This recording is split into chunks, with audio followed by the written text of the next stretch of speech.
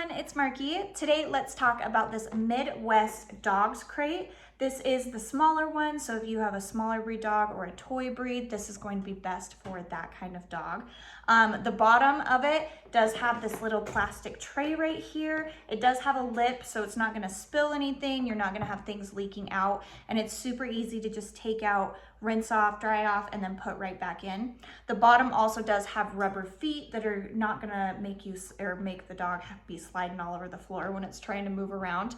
The front of it does have this little bolt latch that's going to be really difficult for dogs to try to open. I know some dogs can be a little sneaky, but that one is built really well, so it's not going to pop open and have them escape. The corners of them are rounded, so you're not going to have sharp edges that you are going to be bumping into and hurting yourself. It also does have this little carrying handle, which makes it super convenient.